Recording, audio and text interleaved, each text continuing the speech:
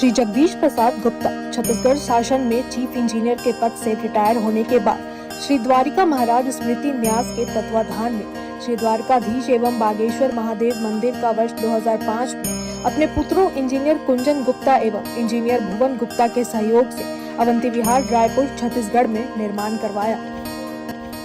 श्रीमद् भागवत कथा, राम कथा, गीता तत्व, वेदांत आदि के तात्पर्य को व्यासपीठ से कहने के कारण संतों द्वारा इन्हें आचार्य श्री जगदीश भी कहा जाता है। अपना संपूर्ण जीवन परमात्मा की सेवा में दिया। उन्होंने परमात्मा भगवान श्री द्वारिकाधीश के दिव्य गुणों और कर्मों को लेकर अभी तक 15 ग्रंथ लिखे हैं, जिन ग्रंथों को भारतवर्ष के जगत गुरु और महापुरुष संतों के द्वारा आशीर्वाद प्राप्त हुआ है। उनके ग्रंथ श्वेताश्वत रूपनिषद, सरलतम बोध के चतुर्थ विचार, दो पक्षियों का आध्यात्मिक रूपक, इसका उद्बोधन सुन रहे हैं आप। श्वेताश्वत रूपनिषद, सरलतम बोध का उद्बोधन सुन रहे हैं आप। हरि ओम। समं प्रशांतं सुमुखं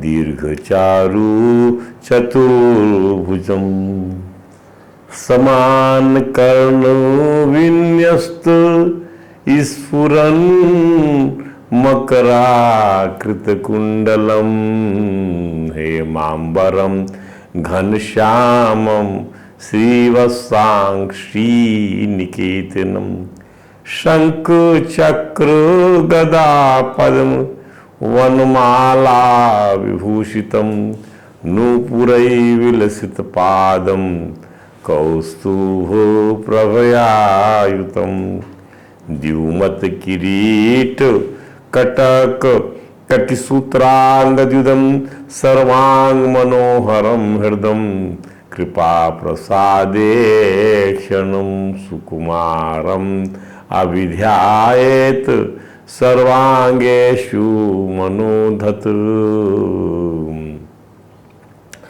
वंशी विभूषित करार्णवनीरदाभात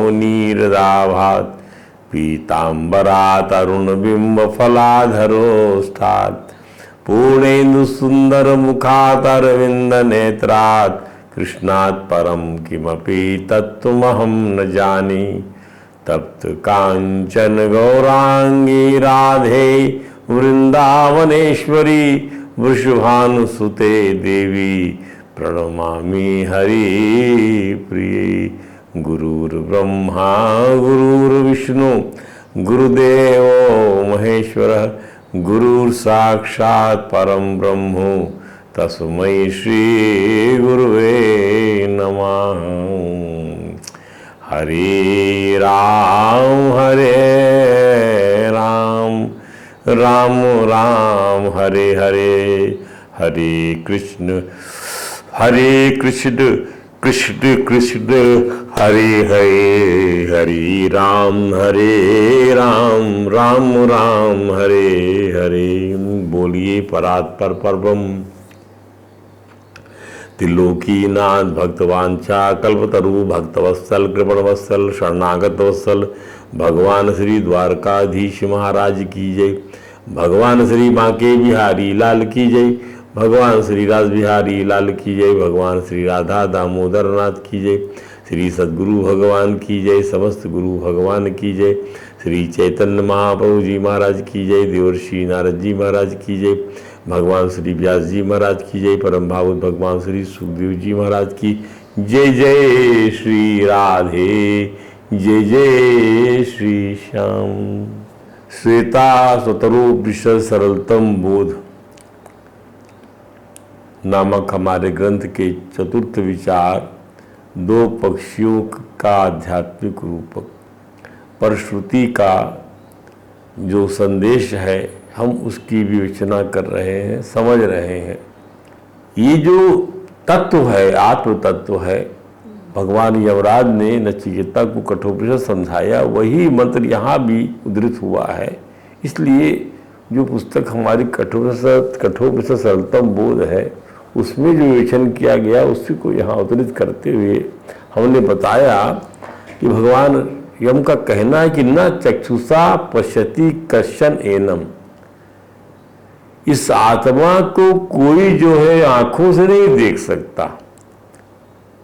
ध्यान दीजिए, इसको कोई भी आंखों से, अपनी इन आंखों से नहीं देख सकता। भगवान की दिव्यता को कोई भी इन आंखों से नहीं देख सकता। ध्यान दीजिएगा, भगवान का जैसा दिव्य रूप है, विराट रूप है, उसकी दिव्यता जो है उसको कोई भी नहीं देख सकता।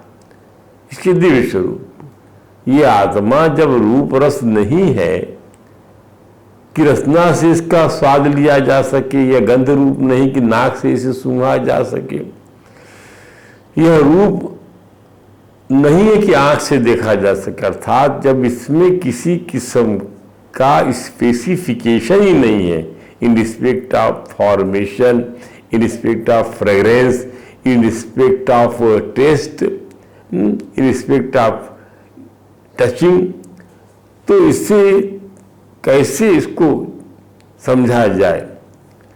भगवान का तात्पर्य यम का है कि यह जो विषय रूप सृष्टि है, विषय रूप, ये जो भूरूप सृष्टि है, परिचिन्न दिखाई पड़, कटी छटी बटी दिखाई पड़ती है, तो इसके रूप में इसे पकड़ने की कोशिश यदि हमने किया, इसके रूप में इसे पकड़ने, तो ये बात माननी पड़ेगी कि हम इंद्रिय वाले हैं।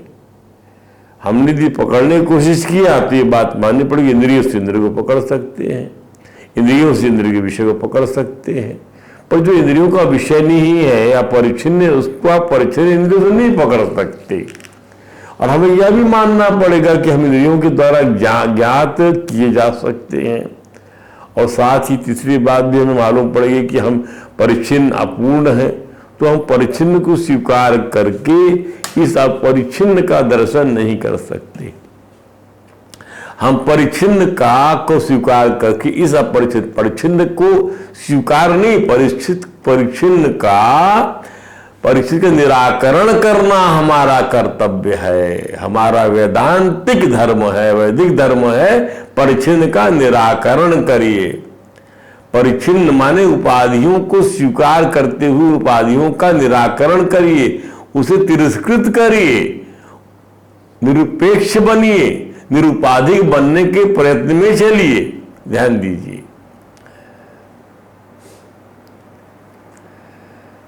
तो हम परिच्छिन्न को स्वीकार करके इस अपरिच्छिन्न दर्शन नहीं करते, क्योंकि परमात्मा, हमारा आत्मा न तो स्वयं परिच्छिन्न है, सर्वव्यापक है, इस कमरे में उस कमरे में नहीं, ऐसा नहीं है, सर्व कमरे में। अरे कमरा छोड़ी, दीवार भी जो है उसको रोक नहीं सकती।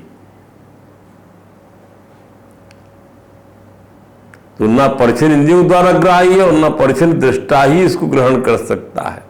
अब यदि दृष्टा अपरिच्छिन्न बन गया, यदि दृष्टा परिच्छिन्न बन गया, अपरिच्छिन्न है, हर जगह व्यापक है, तो क्या हो जाएगा? वह ब्रह्म बन गया। ब्रह्म हूं मैं, सब जगह हूं, कहां नहीं हूं मैं।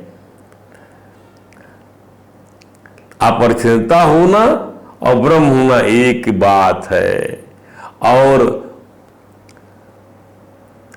परिच्छिन्नता जो है सो साक्षी भाव से है, उसके लिए कुछ साक्ष्य मिलेगा। हाँ, ऐसा बताया गया, यहां भी था और हमने उसको वहां भी देखा है, तो साक्षी भाग से हो गया। परिच्छिन्न माने इस कमरे में, उस कमरे में देखा था हमने उसको। परंतु कर्म की परिच्छिन्नता भी साक्षी भास, कर्म की परिच्छिन्नता साक्षी भास, दृश्य की परिच्छिन्नता भी साक्षी भास है, आनंद की परिच्छिन्नता भी साक्षी भास है। अच्छा, वहां आनंद मिला था, हाँ वहां मिला था, यहां नहीं मिला। इसलिए आत्मा न कर्म परिच्छेद्य है, न ज्ञान परिच्छेद्य है, न भोग परिच्छेद्य है, और संपूर्ण परिच्छेदों का निवारण कर देने के बाद जो शेष है उसका नाम आत्मा है। ज्ञान परिच्छेद्य जो है आत्मा नहीं है, स्वयं ज्ञान है।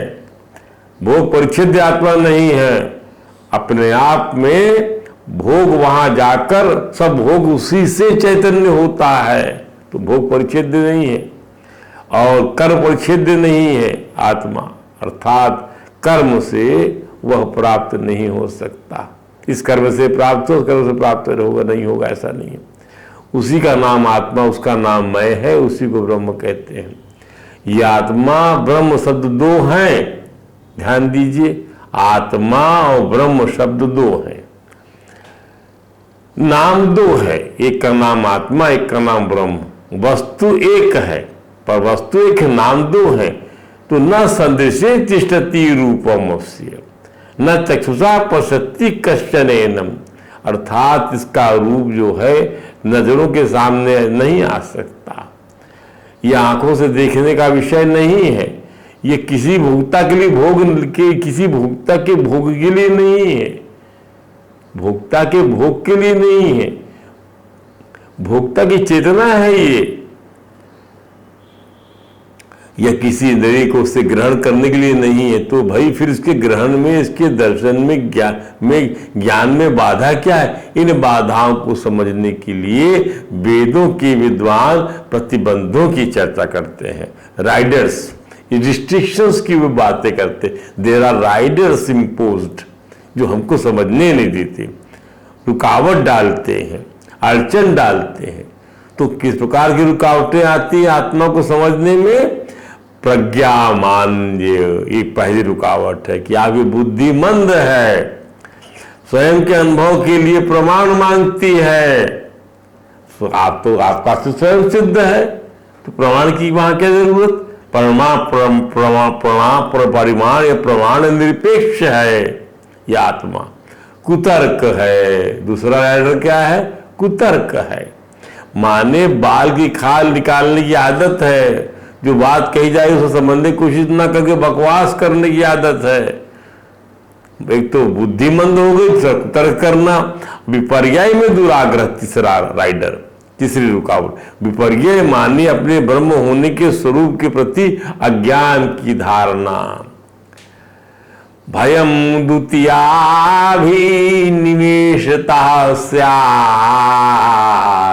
विशाल्पेतस्या विपर्ययो स्मृति। स्मृति माने स्मृति नहीं रह गई। क्या की स्मृति नहीं रह गई? क्या कि मैं ब्रह्म होने के स्वरूप के प्रति मुझे मेरा ज्ञान बन गया, मेरा आपका ज्ञान बन गया, विपर्यय हो गया। क्या आप अपना ब्रह्म स्वरूप नहीं जान पा रहे? आप की दूसरी सत्ता को जानकर भयम द्वितीयाभिनिवेशता स्यात्, भयम दूसरी सत्ता में अभिनिवेश करेंगे बुद्धि को तो भय प्राप्त होगा। अर्थात आप विपर्यय की धारणा में चले गए, अपने आप को ब्रह्म होने के स्वरूप के प्रति आपकी अज्ञान धारणा बन गई, क्योंकि आपको स्मृति नहीं रह गई है चित्त की। कोई कहे कि मैं ब्रह्म हूं, यह विचार से सिद्ध नहीं होता, तो विपर्यय वाला इससे विपरीत बोलेगा, ठीक है मैं जीव हूं, यह भी विचार सिद्ध नहीं होता। विपर्य माने उल्टे में दुराग्रह करना, अज्ञान की धारणा करना। जब विचार से मैं जीव हूं यह सिद्ध नहीं होता है, तो और विचार से मैं ब्रह्म यह सिद्ध नहीं होता है, तो तत्वमसि अहम ब्रह्मासि जैसे जो महावाक्य वेदों के, उनकी प्रमाणता से अपने ब्रह्मत्व को प्रबल नहीं कर मानते। ये वेदांत के महावाक्य किस लिए? मैं ही ब्रह्म हूं, जो वह है वही मैं हूं। क्रियापद जो है बता रहा है, जो वह है वही मैं हूं। तो विपर्य धारणा वाला बोलेगा नहीं नहीं, जो उल्टा समझने वाला, जो अज्ञानी है, हम तो अपने को जीव ही मानेंगे भैया, यह विपर्य में दुराग्रह होगा। यदि कोई अपने को जीव नहीं मानता तो उसे स्वयं को ब्रह्म मानने की आवश्यकता ही नहीं है। वह तो अपने को ब्रह्म स्वीकार करना जीवित भ्रांति के निरसन के लिए है। जहां जीवन की भ्रांति नहीं है वहां ब्रह्मत्व बोध भी अपेक्षित नहीं है। जीवन की जहां भ्रांति नहीं है वहां ब्रह्मत्व बोध भी, ब्रह्मत्व बोध की अपेक्षा नहीं। जब जीवन की भ्रांति मिट जाए कि जीवन है, हाँ चेतना है, तो फिर ब्रह्मत्व बोध की बात ही नहीं करेंगे आप। बोध ही बोध है आपको।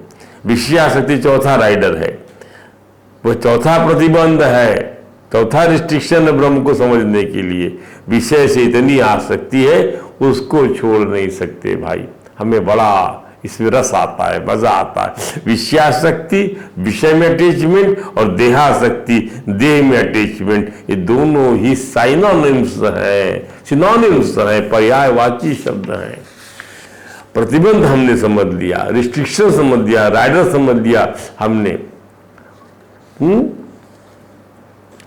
रुकावटें समझ लिया ब्रह्म ज्ञान की, आत्मज्ञान की। इन्हीं कारणों से हमें अपने स्वरूप की अपरिच्छिन्न, हमारा स्वरूप अपरिच्छिन्न है, इसका बोध नहीं होता। अब हम प्रमेय समझते हैं। प्रमेय में क्या है? आत्मा ब्रह्म एक है। प्रसाद्य एक साध्य नहीं था, प्रमेय आत्मा ब्रह्म एक है, इसमें शंका नहीं है। प्रमाण में भी शंका नहीं है। अरे ब्रह्म और आत्मा की एकता के लिए वेद के अतिरिक्त, वेदांत के अतिरिक्त, उपनिषद के अतिरिक्त और कोई प्रमाण हो ही नहीं सकता। साइंस न आत्मा देखा गया साइंस से, और न ही ब्रह्म देखा गया। जब ये दोनों ही देखे नहीं गए, न इनका भेद देखा गया, तो दोनों की एकता सिद्ध करने के लिए साइंस की जरूरत नहीं है। जब आप देखे ही नहीं है तो जरूरत ही नहीं है। There is no need of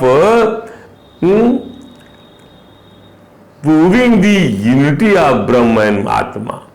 यदि साइंस से दोनों सिद्ध होते और साइंस दोनों का भेद सिद्ध होता, तब ना साइंस की से दोनों काटने की जरूरत पड़ती। ये तो आत्मा का जीवत्व और ब्रह्म का ईश्वरत्व, आत्मा का जीवत्व और ब्रह्म का ईश्वरत्व, ब्रह्म, ये दोनों शास्त्रीय गम्य हैं। इसलिए दोनों की निवृत्ति भी शास्त्र के द्वारा होगी, एक शास्त्र के द्वारा ही होगी, वेद के द्वारा ही। जो जिस प्रमाण से सिद्ध होता है या उसी प्रमाण से कटता है।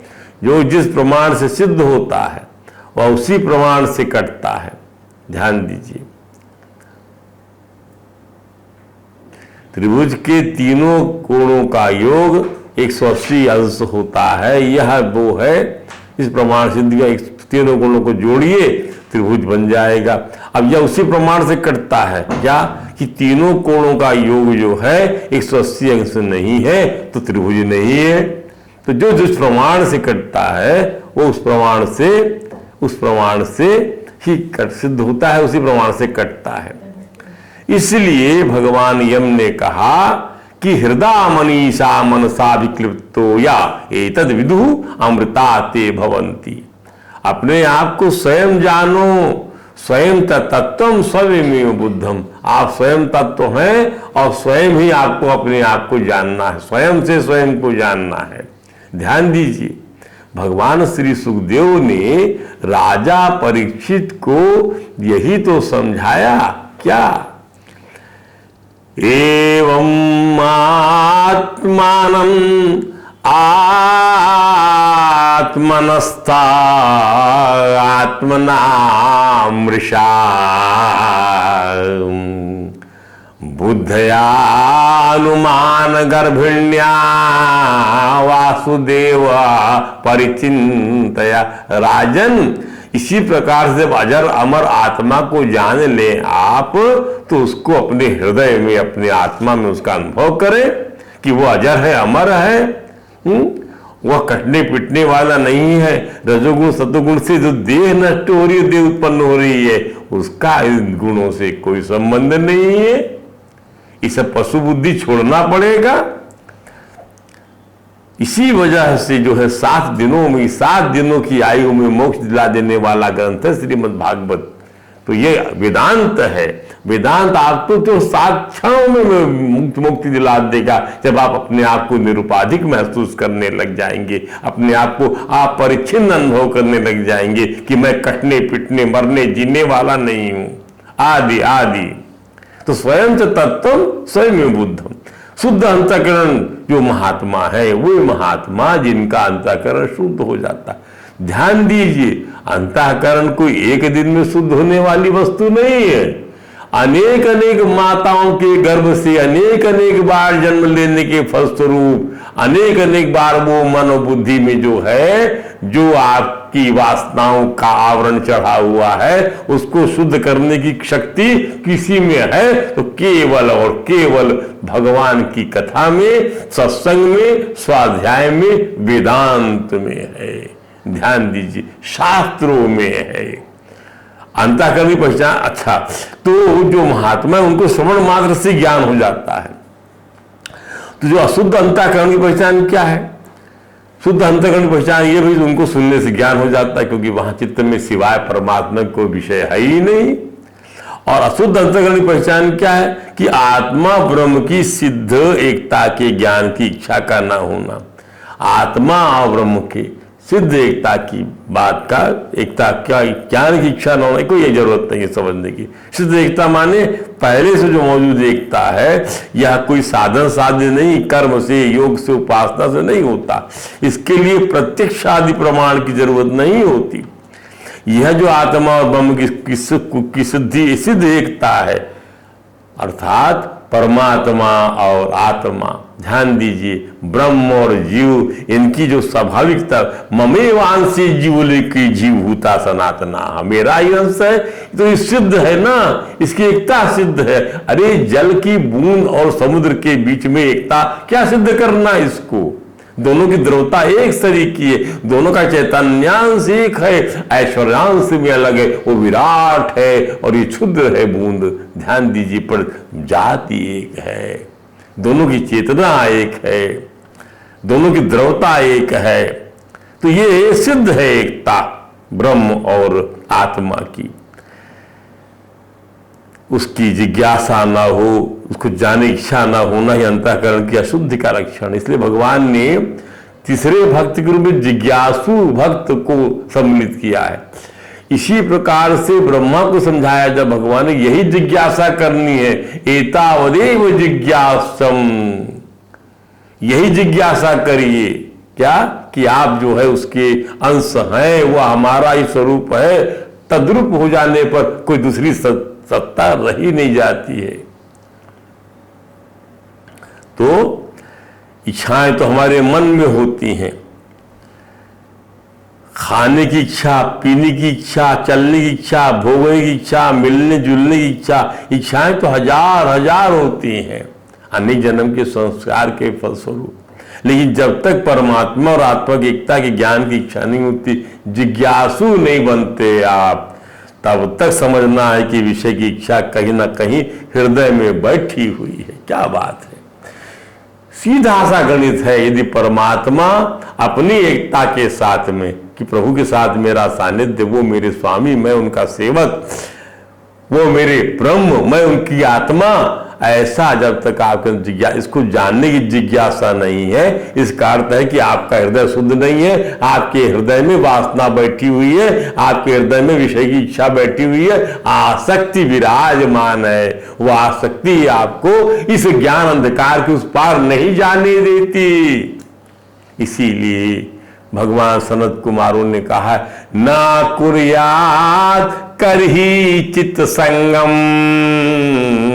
तमस्तीव्रम तितीर्षुहा धर्म अर्थ काम मोक्षाणाम यदत्यंत विघातकम। ये आसक्ति मत करिए। ये क्या करती है? ये आपके अंधकार को से उस पार जाने में सबसे बड़ी रुकावट है, जो हमने भी आपसे बताया। क्या? मंद बुद्धि होना, आसक्ति होना, और क्या क्या बताया हमने? और बताया हमने आपको क्या रुकावटें हैं।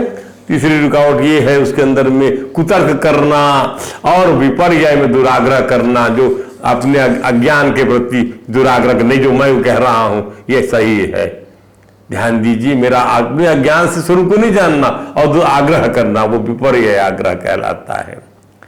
तो कहीं ना कहीं हृदय में इच्छा बैठी हुई है, इसको हटाइए, इसको हटाइए। जब इच्छा हटेगी तब जाकर परमात्मा की वो किरण आपके अंदर में स्फुरित होने लग जाएगी। ये हटाइए इसको।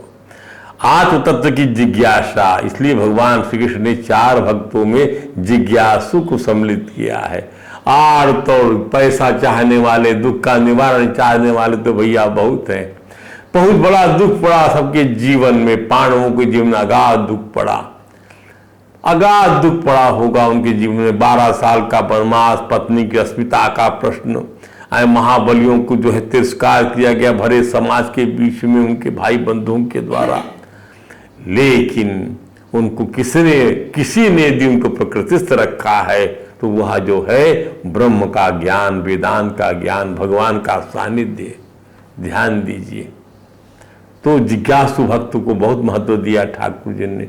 आर्त अर्थार्थी जब ये बन जाते हैं तो ये छोटी मोटी बातें मानी जाती हैं। दुखी होना, पैसे की लालसा करना, अपने जो संतोष आ जाएगा तो आपकी लालसा अपने आप उसी अनुपात में कम हो जाती है।